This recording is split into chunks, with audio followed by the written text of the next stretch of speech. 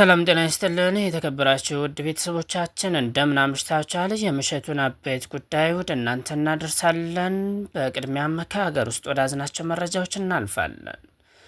በጂንካ በተከሰተው የማርበርግ ቫይረስ ስርጭት ምክንያት ተጥሎ የነበረው የህዝብ ማመላለሻ ተሽከርካሪዎች የእንቅስቃሴ ክልከላ መነሳቱን የአሪዞን መንግስት የኮሚኒኬሽን ኃላፊ አቶ ደንበላሽ ተናግረዋል። ለክልከላው መነሳት ምክንያት የሆነው አሁናዊ የማርበርግ ቫይረስ ስርጭት መቀነስና በትራንስፖርት መቋረጥ ምክንያት ማህበረሰቡ የዕለት ተዕለት እንቅስቃሴው ላይ ከፍተኛ ጫና እያሳደረ መምጣቱን የዞኑ ግብረ ኃይል ከገመገመ በኋላ መሆኑን ገልጸዋል። በመሆኑም ከዛሬ ቀን 27 2018 ጀምሮ ክልከላው እንዲነሳ መወሰኑን የገለጹት ኃላፊው ጉዞዎች ግን ከወትሮ በተለየ በጥንቃቄ መሆን እንዳለባቸውና በየመናኸሪያም የሚደረጉ የግንዛቤ ማስጨበጫና የጥንቃቄ ሂደቶች ተጠናክረው እንዲቀጥሉ ተናግረዋል። ህብረተሰቡና የተሽከርካሪ ባለንብረቶችም ይህንኑ በመረዳት አስፈላጊውን ጥንቃቄ እንዲያደርጉም አቶ ደንበላሽ አሳስበዋል።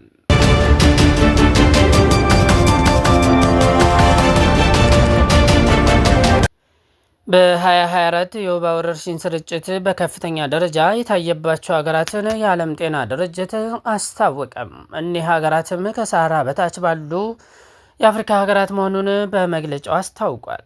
ኢትዮጵያ፣ የመንና ማዳጋስካር እንደ አውሮፓውያን አቆጣጠር በ2024 በከፍተኛ ደረጃ የወባ ስርጭት የተስፋፋባቸው ሀገራት መሆናቸውን የዓለም ጤና ድርጅት አስታወቀ። ድርጅቱ ወባ በ2024 ብቻ 610 ሺህ ገደማ ሰዎችን መግደሉን ገልጿል። የተባበሩት መንግስታቱም የጤና ተቋም ሐሙስ ዕለት ባወጣው መግለጫ ላይ እንዳለው አብዛኞቹ በወባ ተይዘው የሞቱት ከሳህራ በታች ባሉ የአፍሪካ ሀገራት የሚኖሩ ህጻናት ናቸው ብሏል። መድኃኒትን የሚቋቋም የወባ ዝርያ መፈጠሩም የአየር ንብረት ለውጥና የገንዘብ ድጋፍ መቀነስ በሽታው ይበልጥ ሊስፋፋ ይችላል የሚል ስጋት የፈጠሩ ጉዳዮች መሆናቸውን አስታውቋል። እንደ አውሮፓውያኑም በ2023 በበሽታው ከሞቱ ሰዎች ቁጥር የ2024ቱ ትንሽ ከፍ ያለ መሆኑን ጨምሮ ገልጿል። በተጨማሪም በበሽታው የተያዙ አዳዲስ ሰዎች ቁጥር ከ273 ሚሊዮን ወደ 282 ሚሊዮን ከፍ ብሏል ተብሏል። እንደሚገመት የዓለም ጤና ድርጅት ዓመታዊ የወባ ሪፖርት አሳይቷል። እንደ አውሮፓውያን አቆጣጠር በ2000ዎቹም ወባን በመከላከል ረገድ ከፍተኛ መሻሻል ታይቶ የነበረ ሲሆን ባለፉት ጥቂት ዓመታት ግን በሽታውን ለመከላከል የሚደረገው ትግል መቆሙን ድርጅቱ ገልጿል። እስካሁን ድረስ 47 ሀገሮች ከወባ ነፃ መሆናቸው ተረጋግጧል። በአንጻሩ በተለይም በኢትዮጵያ፣ ማዳጋስካር እና የመን በበሽታው የሚያዙ አዲስ ሰዎች ቁጥር በከፍተኛ ደረጃ መጨመርን አሳይቷል ብሏል።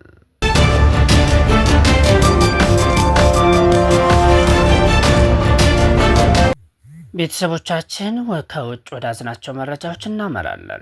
ለኤርትራ ድሮን አስታጥቃለች የሚለው የኢሻ ታይምስ ዘገባም ኢራን በመካከለኛው ምስራቅ የገጠማትን የፖለቲካ የኢኮኖሚና የጦርነት ሽንፈት ተከትሎ የዲፕሎማሲና ኢኮኖሚ ፊቷን ወደ አፍሪካ ማዞሯን ገለጸም። ጋዜጣው የዚህ ማሳያ የሆነው የቡርኪና ፋሶ የደህንነት ሚኒስትር በኖቬምበር 12 ቀን 2025 በቴህራን ያደረጉት የከፍተኛ የሥራ ጉብኝት ነው በሚል ትንታኔ አቅርቧል። በጉብኝቱ ወቅት ቡርኪና ፋሶም በቴህራን የነበራትን ኤምባሲም እንደገና የከፈተች ሲሆን በጸጥታ በግብርናና በኢንዱስትሪ ዘርፎች ከኢራን ጋር አዳዲስ ስምምነቶችን ተፈራርማለች። የኢራን ስትራቴጂካዊ ሽግግር ለምን አስፈለገ ቢሉም የፖለቲካ ተንታኞች እንደሚሉት ኢራን ወደ አፍሪካ የምታደርገው እንቅስቃሴም መደበኛ ዲፕሎማሲያዊ ግንኙነት ብቻ ሳይሆን የህልውና ጉዳይ ነው። ኢራን እንደ አውሮፓውያን አቆጣጠር በ2023 መጨረሻም በጋዛ ከተቀሰቀሰው ጦርነት በኋላ ከፍተኛ ኪሳራ አስተናግዳለች። በ2024 የሶሪያው የአሳድ አገዛዝ መውደቅና እስራኤል በሐማስና በሂዝቦላህ ላይ የወሰደችው እርምጃ የኢራንን የመከላከል ግንባር አሽመድምዶታል። በተለይም በጁን 2025 ከእስራኤልና አሜሪካ ጋር የተደረገው አውዳሚ የ12 ቀናት ጦርነትና የተባበሩት መንግስታት ድርጅት በቴሄራን ላይ የጣለው ተደራቢ ማዕቀብ ኢራንን በዓለም አቀፍ መድረክ ብቸኛ አድርጓታል። ከዚህ በተጨማሪ ሀገሪቱም በከፍተኛ ድርቅና የአካባቢ ጥበቃ ቀውስ እየታመሰች ትገኛለች። የሳህል ቀጠና የኢራን አዲስ ተስፋ ኢራን በአሁኑ ወቅት ከምዕራባውያን ጋር ያላቸውን ግንኙነት ካቋረጡና በተደጋጋሚ ወታደራዊ መፈንቅለ መንግስት ካስተናገዱት እንደ ማሊ፣ ኒጀርና ቡርኪና ፋሶ ካሉም የምዕራብ አፍሪካ ሀገራት ጋር ጥብቅ ግንኙነት እየፈጠረች ነው። እነዚህ ሀገራት ከኢራን ሰው አልባ ድሮኖችንና የጦር መሳሪያዎችን ለደህንነት ሲፈልጉም በምላሹ ኢራን ማዕቀብን ለመተላለፍ የሚረዱ የኢኮኖሚ ገበያዎችን እና ወሳኝ ማዕድናትን ከነዚህ ሀገራት ትሻለች ተብሏል። ለምሳሌም ኒጀር ኢራን ከኒጀር ጋር ባደረገችው ስምምነት የኒውክለር የፕሮግራሟን ለማጠናከር ወሳኝ የሆነውን ዩራኒየም 300 ቶን በ56 ሚሊዮን ዶላር ለመግዛት ስምምነት ላይ መድረሷን ተዘግቧል። ቡርኪና ፋሶና ማሊም እነዚህ ሀገራት የወርቅ አቅርቦትን ለማግኘትና የንግድ ግንኙነት ለመፍጠር እየሰራች ነው። ተግዳሮቶችና ዲፕሎማሲ ስጋቶች ኢራን በምስራቅና በደቡብ አፍሪካም እንቅስቃሴዋን አስፋፍታለች። ዩጋንዳን ኮባልት ለባትሪ ምርት የሚውል ለማግኘት ስትቀርብም ከደቡብ አፍሪካና ዚምባብዌ ጋርም የደህንነትና የኢኮኖሚ ትብብር እያደረገች ነው። ሆኖም የኢራን ጉዞ አልጋ ባልጋ አልሆነም። የተባበሩት አረብ ኤሚሬትስ እና ሳውዲ አረቢያም በአፍሪካ ያላቸው ከፍተኛ የንግድ ተጽዕኖ የኢራንን እንቅስቃሴ እየተፈታተነው ነው። በተጨማሪም ኢራን የምትከለክለው ጥቅም ተኮር አካሄድ ጥርጣሬን እየፈጠረ ነው። በጋዜጣው ዘገባ መሰረት ለአብነት ያህል ኢራን በኖቬምበር 2025 ለኤርትራ ድሮኖችን ማቅረቧም ከኢትዮጵያ ጋር በፈጠረችው ግንኙነት ላይ ጥላ ሊያጠላባትና ቀጠናዊ ውጥረትን ሊያባብስ እንደሚችል ተንታኞች ስጋታቸውን እየገለጹ ነው።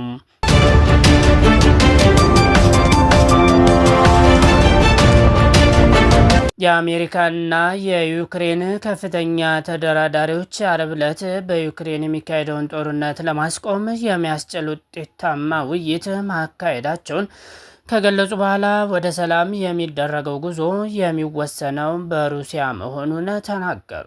የአሜሪካ ልዩ መልእክተኛ ስቲቭ ዊትኮፍ እና የፕሬዝዳንት ዶናልድ ትራምፕ አማች ጃሬድ ኩሽነር ከዩክሬን ተደራዳሪዎች ጋር በመሆን በጋራ በወጡት መግለጫ የትኛውም ወደ ስምምነቱ የሚደረግ ትክክለኛ ውጤት የሚወሰነው ሩሲያ ለዘላቂ ሰላም ባላት ዝግጁነት ላይ ነው። ይህም ግጭቱን ለማርገብ እና ግድያዎችን ለማስቆም የሚወሰዱ እርምጃዎች ያካትታል ብለዋል። በስብሰባው ወቅት ሁለቱ ወገኖች በደህንነት ጉዳዮች ማዕቀፍ ላይ የተስማሙ ሲሆን በመከላከያዎቹ ዙሪያም ተወያይተዋል።